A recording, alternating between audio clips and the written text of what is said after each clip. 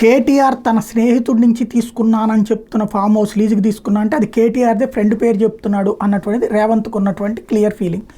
దాంతోపాటు అన్నిటినీ కూలుస్తూ రేపో మాపో కేటీఆర్ని కూల్చాలనుకుంటున్నారు. అందులో కేటీఆర్కి కేసీఆర్కి సన్నిహితంగా మెలిగిన సినిమా రంగానికి సంబంధించిన నాగార్జునదే కుప్ప కూల్చినటువంటి పరిస్థితి చూసాం. అలాంటి పరిస్థితి రేపో మాపో రాబోతుందని తెలుసు. కాబట్టి ఇప్పుడు కొత్త కాన్సెప్ట్ కేటీఆర్ రంగంలోకి తీసుకొచ్చారు. కర్ణాటక ప్రభుత్వాన్ని కుదిపేస్తున్న వాల్మీకి స్కామ్ వ్యవహారంలో తెలంగాణకు చెందిన రాజకీయ నాయకుల హస్తం ఉంది, వ్యాపారవేత్తల హస్తం కూడా ఉందని వార్తలు వస్తున్నాయి. దాని మీద ఎందుకు చర్యలు తీసుకోవటం లేదు అంటూ ప్రశ్నించారు. ఏంటయ్యా ఈ కుంభకోణం అంటే ఎస్టీ కార్పొరేషన్ నుంచి 45 కోట్లు హైదరాబాద్లో 9 బ్యాంక్ ఖాతాలకు బదిలీ చేశారట. ఆ బ్యాంక్ ఖాతాలు ఎవరివి?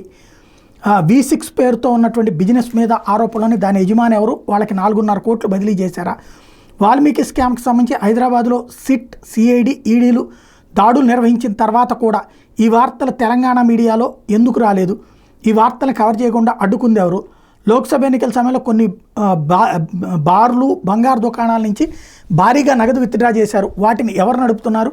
కాంగ్రెస్ పార్టీతో వీళ్ళకున్న సంబంధం ఏంటి?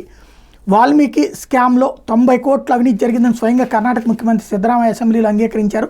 అంతేకాదు సిద్ధరామయ్యను తొలగిస్తే తెలంగాణ ప్రభుత్వం కూడా కూలిపోతుందని కర్ణాటక మంత్రి సతీష్ జార్జిహోళీ అన్నారు. ఆ మాటల అర్థం ఏంటి? ఈ స్కామ్లో హైదరాబాద్లో ఉన్న వారి పాత్ర కూడా ఉన్నట్టు పెద్ద ఎత్తున ఆధారాలు కనబడుతున్నప్పటికీ తెలంగాణలో ఈడీ ఎందుకు మౌనంగా ఉంది?